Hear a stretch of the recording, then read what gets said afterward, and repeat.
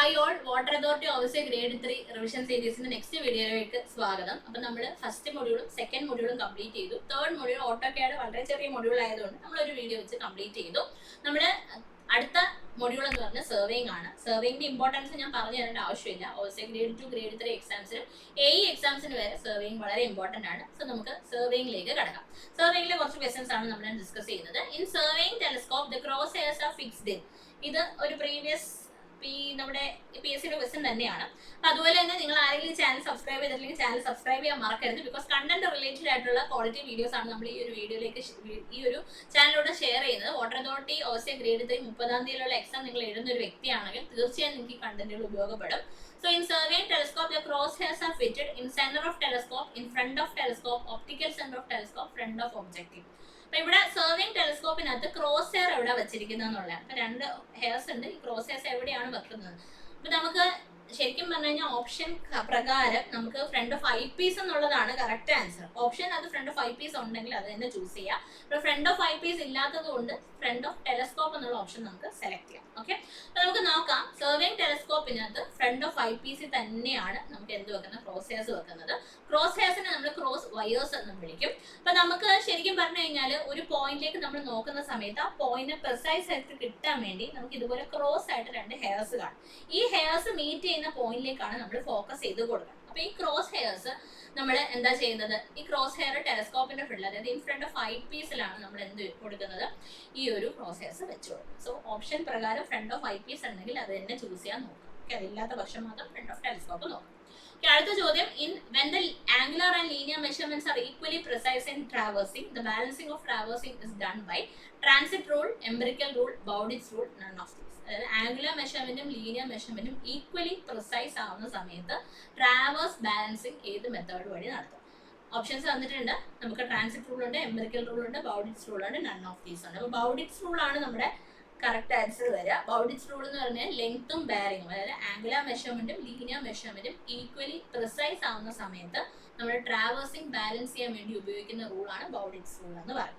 Okay, അപ്പൊ നമുക്ക് ലാറ്റിറ്റ്യൂഡിനും ഡിപ്പാച്ചറിനുള്ള correction കൊടുക്കുന്നത് എങ്ങനെയാണെന്ന് വെച്ചാൽ ലെങ്ത് ഡിവൈഡഡ് ബൈ സം, അതായത് നമുക്ക് ലാറ്റിറ്റ്യൂഡ് അതുപോലെ ഡിപ്പാർച്ചറിലുള്ള കറക്ഷൻസ് ആണ് നമുക്ക് തരാം. ഓക്കെ, അപ്പൊ സം ഓഫ് ലെങ്ത് ആണ് സിഗ്മ എൽ എന്ന് പറയുന്നത് ആൻഡ് ലെങ്ത് ആണ് സ്മോൾ എൽ. അപ്പൊ length divided by sigma L into sigma capital L എന്ന് പറഞ്ഞു കഴിഞ്ഞാൽ സം ഓഫ് ലാറ്റിറ്റ്യൂഡ്സ് ആണ്. Okay, and correction for departure എന്ന് പറഞ്ഞാൽ length divided by sum of length into summation of departure. അപ്പൊ ഇങ്ങനെയാണ് നമുക്ക് correction in latitude and correction in departure കിട്ടും. ഓക്കെ, അപ്പം ബൗഡിറ്റ്സ് റൂൾ ആണ് നമുക്ക് ലീനിയറും ആംഗുലർ മെഷർമെന്റും ഒരുപോലെ പ്രിസൈസ് ആവുന്ന സമയത്ത് ബാലൻസിംഗ് ഓഫ് ട്രാവേഴ്സിന് ഉപയോഗിക്കുന്ന. ഓപ്ഷനകത്ത് ഒരു ട്രാൻസിറ്റ് മെത്തേഡ് ഉണ്ട്, അതും ചോദിക്കാറുണ്ട്. ട്രാൻസിറ്റ് മെത്തേഡ് എപ്പോഴാണ് ഉപയോഗിക്കുന്നത് വെച്ച് കഴിഞ്ഞാൽ ആംഗുലർ മെഷർമെന്റ്സ് ലീനിയർ മെഷർമെന്റ്സിനെക്കാളും പ്രിസൈസ് ആവുന്ന സമയത്താണ് ട്രാൻസിറ്റ് മെത്തേഡ് ഉപയോഗിക്കുന്നത്. ഓക്കെ, അപ്പൊ ഇത് കാരണം നമ്മുടെ total error to latitude or departure എങ്ങനെയാണെന്ന് വെച്ച് കഴിഞ്ഞാൽ latitude or departure of that line divided by arithmetic sum of latitude അല്ലെങ്കിൽ departure into total error in latitude or departure. അങ്ങനെയാണ് ഫോർമുല ചോദിക്കാറില്ല. ജസ്റ്റ് ട്രാൻസിറ്റ് മെത്തേഡ് എപ്പോഴാണ് ഉപയോഗിക്കുന്നത് എന്ന് ഓർത്തു വെക്കാം. ഓക്കെ, അടുത്ത ചോദ്യം, നമുക്ക് ഇനി നമ്മുടെ രണ്ട് തരത്തിലുള്ള ചോദ്യങ്ങൾ വരാറുണ്ട്. അതായത് സം ഓഫ് ഇന്റീരിയർ ഇൻക്ലൂഡഡ് ആംഗിൾസും sum of exterior include angles. അതായത് ഒരു പോളിഗൺ ഉണ്ടെങ്കിൽ, ഒരു ട്രാവേഴ്സ് ഉണ്ടെങ്കിൽ, എൻ സൈഡിലുള്ള ട്രാവേഴ്സ് ഉണ്ടെങ്കിൽ അതിൽ എക്സ്റ്റീരിയർ ഇന്റീരിയർ ആംഗിൾസിന്റെ സം എന്ന് പറഞ്ഞാൽ 2n - 4 × 90യും അതുപോലെ തന്നെ ഇന്റീരിയർ ഇൻക്ലൂഡഡ് ആംഗിൾസിന്റെ സം 2n - 4 × 90യും അതുപോലെ തന്നെ എക്സ്റ്റീരിയർ ഇൻക്ലൂഡഡ് ആംഗിൾസിന്റെ സം എന്ന് പറഞ്ഞാൽ 2n + 4 × 90യും. അപ്പൊ ചോദിക്കാറുണ്ട് എക്സ്റ്റീരിയർ ആണെങ്കിൽ 2n + 4, പുറത്തുള്ളത് പ്ലസും അകത്തുള്ളത് മൈനസും ആണ്. Okay, 2n + 4 × 90, 2n - 4 × 90. ഓക്കെ, ഇനി വേറൊരു ചോദ്യം ചോദിക്കുന്നത് വെച്ചാൽ algebraic sum of deflection angle എത്രയാണ്? 360 ഡിഗ്രിയാണ്. അത് ഓർത്ത് വെക്കുക. അതുപോലെ തന്നെ right hand deflection angle positive ആയിട്ടും left hand deflection angle negative ആയിട്ടും എടുക്കും. ചോദിച്ച് കണ്ടിട്ടുണ്ട്. പിന്നെ ഫോർ ബെയറിംഗിന്റെ ബാക്ക് ബെയറിംഗിന്റെ ഡിഫറൻസ് നിങ്ങൾക്ക് അറിയാം, 180 ഡിഗ്രിയാണ്. അപ്പൊ ഇതൊക്കെ നമ്മുടെ ചെക്ക് ആംഗുലർ മെഷർമെന്റ് ചെക്കായിട്ട് പറയാറുണ്ടെങ്കിലും ഇത് ഓരോന്നും ഓരോ ക്വസ്റ്റ്യൻസ് ആയിട്ട് നമ്മുടെ സെക്കൻഡ് ഗ്രേഡിനും തേർഡ് ഗ്രേഡിനും ഇവൻ എക്ക് പോലും ചോദിച്ചിട്ടുണ്ട്. സോ ഈ 3 പോയിന്റ്സ് ഒന്ന് ഓർത്ത് വെക്കാം. അടുത്തത്, in levelling the correction for refraction in metre is equal to. Refraction correction ആണ് ചോദിച്ചിരിക്കുന്നത്. അപ്പൊ നമുക്ക് രണ്ട് തരത്തിലുള്ള കറക്ഷൻ ആണുള്ളത്. കർവേച്ചർ കറക്ഷനും ഉണ്ട്, റിഫ്രാക്ഷൻ കറക്ഷനും ഉണ്ട്. എർത്തിന്റെ കർവേച്ചർ കാരണം നമ്മുടെ ലൈൻ ഓഫ് സൈറ്റിൽ ഉണ്ടാകുന്ന കറക്ഷനാണ് കറക്ഷൻ ഡ്യൂ ടു കർവേച്ചർ. അത് -0.0785 d², d is the എന്താണ് നമ്മുടെ distance of the object to the നമ്മൾ സൈറ്റ് ചെയ്യുന്ന ഡിസ്റ്റൻസിനെയാണ് സ്മോൾ ഡി, കിലോമീറ്ററിലാണ് ഡിസ്റ്റൻസ് പറയുക. Then correction due to refraction എന്ന് പറഞ്ഞാൽ 0.0112 d² ആണ്. അപ്പൊ കമ്പൈൻഡ് കറക്ഷൻ എന്ന് പറഞ്ഞാൽ കർവേച്ചർ കറക്ഷനും റിഫ്രാക്ഷൻ കറക്ഷനും ആഡ് ചെയ്യുന്നതാണ്. സോ നമുക്ക് കിട്ടും 0.0673 d², -0.0673 d². അപ്പൊ നമുക്ക് കർവേച്ചറിന്റെ correction -0.0785 d², refraction 0.0112 d² and combined correction -0.0673 d². നമുക്ക് ഇവിടെ ചോദ്യം ചോദിച്ചിരിക്കുന്നത് ഏതാണ്? കമ്പൈൻഡ് കറക്ഷൻ ഫോർ റിഫ്രാക്ഷൻ ആണ്. എന്താണ് ആൻസർ വരിക? 0.0112 d², ഓപ്ഷൻ സി. അടുത്ത ചോദ്യം, whole circle bearing of two lines are lines A B and A C are 65 degree and 170 degree respectively. അതായത് ഇൻക്ലൂഡഡ് ആംഗിൾസ് രണ്ട് തന്നിട്ടുണ്ട്. അങ്ങനെ രണ്ട് ലൈൻസിന്റെ ബെയറിംഗ് തന്നിട്ടുണ്ട്. Included angle B A C ആണ് വേണ്ടത്. ഓക്കെ, ബി എ സിയിൽ എ എന്ന് പറഞ്ഞ സെന്ററിൽ വരുന്ന ആ ഒരു ഡിജിറ്റ് ആണ്. നിങ്ങൾക്ക് തന്നിരിക്കുന്ന ഹോൾ സർക്കിൾ ബെയറിംഗ്സ് നോക്കുക, രണ്ടിന്റെ സ്റ്റാർട്ടിംഗ് ലെറ്റർ എ ആണോ നോക്കുക. അതായത് നമുക്ക് കണ്ടുപിടിക്കും. ഇപ്പൊ ഫോർ എക്സാമ്പിൾ ഞാൻ പി ക്യു ആർ എന്നുള്ള ഒരു ആംഗിളാണ് കണ്ടുപിടിക്കണമെങ്കിൽ നടുക്കുള്ള ലെറ്റർ ക്യൂ ആണ്. അപ്പൊ തന്നിരിക്കുന്ന ബെയറിംഗ്സ് രണ്ടും ക്യൂ വെച്ചാണ് സ്റ്റാർട്ട് ചെയ്യുന്നതെങ്കിൽ എന്ത് ചെയ്യുക? രണ്ടും ജസ്റ്റ് സബ്ട്രാക്ട് ചെയ്താൽ മതി. ഇവിടെ രണ്ടും എ വെച്ചല്ലേ സ്റ്റാർട്ട് ചെയ്യുന്നത്. അപ്പം 170 - 65 ചെയ്താൽ മതി answer. Okay, so this will be our answer. അതായിരിക്കും ആൻസർ ആയിട്ട് വരാം. ആൻസർ എത്ര കിട്ടുന്നത് കമന്റ് ചെയ്യുക. അപ്പൊ ഇവിടെ വേറൊരു കാര്യം കൂടി നിങ്ങൾ ഓർത്ത് വെക്കേണ്ടത്, ഇനിയിപ്പോ അങ്ങനെയല്ല, ഇപ്പൊ എനിക്ക് എ ബിയും സി എയും ആണ് തന്നിരിക്കുന്നതെങ്കിൽ ഡയറക്ട്ലി സബ്ട്രാക്ട് ചെയ്യാൻ പറ്റത്തില്ല. ഈ സി എനെ എന്താക്കണം? എ സി ആക്കണം. അതിനുവേണ്ടി എന്ത് ചെയ്യണം? ഇത് 4 ബെയറിംഗ് ആണെങ്കിൽ ഇതിന്റെ ബാക്ക് ബെയറിംഗ് കണ്ടുപിടിക്കുക. അതായത് +or-180 ഡിഗ്രി ചെയ്യാം. ഓക്കെ, ഇത് സ്ഥിരം ചോദിക്കുന്ന ചോദ്യമാണ്. കഴിഞ്ഞ എക്സാംസിന് 2-3 ക്വസ്റ്റൻസ് ഒക്കെ ഇതിനെ ബേസ് ചെയ്ത് വന്നിട്ടുണ്ട്. സോ പഠിച്ചു വെക്കാം. ഓക്കെ, കോമ്പസ് സർവേയിൽ പല ടൈപ്പ് ഓഫ് ക്വസ്റ്റൻസ് ഉണ്ട്, പല ടൈപ്പ് ഓഫ് പ്രോബ്ലംസ് ഉണ്ട്. ഇൻക്ലൂഡ് ആംഗിൾ കണ്ടുപിടിക്കാൻ വേണ്ടിയിട്ട്, അതുപോലെ തന്നെ ട്രൂ ബെയറിംഗ്, മാഗ്നറ്റിക് ബെയറിംഗിന്റെ ഒരു പ്രോബ്ലംസ് ഉണ്ട്, whole circle bearing, reduce bearing ആയിട്ടുള്ള കൺവേർഷൻ, അങ്ങനെ 3-4 ടൈപ്പ് പ്രോബ്ലംസ് ഉണ്ട്. പിന്നെ ലോക്കൽ അട്രാക്ഷൻ കണ്ടുപിടിക്കാൻ വേണ്ടിയിട്ട്. അപ്പൊ അങ്ങനെയുള്ള പ്രോബ്ലംസ് എല്ലാം പഠിച്ചു വെക്കാം. ഓക്കെ, അടുത്ത ചോദ്യം, series of closed contour line on the map represents dash if the values higher values R outside. അതായത് ഒരു ക്ലോസ്ഡ് കോണ്ടൂർ ലൈൻസ് ആണ്, അതിൽ ഹയർ വാല്യൂസ് പുറത്ത് വന്നു കഴിഞ്ഞാൽ ഇറ്റ് റെപ്രസെന്റ്സ് എന്താണ്? Pond, uniform slope, hill, flat ground. Okay, നമുക്ക് കോണ്ടൂറിന്റെ പ്രോപ്പർട്ടീസ് നോക്കാം. Characteristics of contour line important ആണ്. ഇതില്ലാത്ത ഒരു ചോദ്യ പേപ്പർ സെക്കൻഡ് ഗ്രേഡോ തേർഡ് ഗ്രേഡോ വന്നിട്ടില്ല. നമുക്ക് ശരിക്കും സീരിയസ് ആയിട്ട് പഠിച്ചു നോക്കാം. 2 contour lines will never intersect each other. ഒരിക്കലും 2 കോണ്ടൂർ ലൈൻസ് എന്ത് ചെയ്യത്തില്ല? ഇന്റർസെക്ട് ചെയ്യത്തില്ല. But there is an exception, except in cases of ഓവർഹാങ്ങിങ് cliff or cave penetrating a hill side. ഓവർഹാങ്ങിങ് ക്ലിഫ് അല്ലെങ്കിൽ ഒരു ഹിൽ സൈഡിൽ കേവ് പെനട്രേറ്റ് ചെയ്യുന്ന കേസിലല്ലാതെ 2 കോണ്ടൂർ ലൈൻസ് ഒരിക്കലും ഇന്റർസെക്ട് ചെയ്യത്തില്ല. ഓക്കെ, എക്സെപ്ഷണൽ കേസസ് ഓവർഹാങ്ങിങ് ക്ലിഫ് അല്ലെങ്കിൽ cave penetrating a hill side.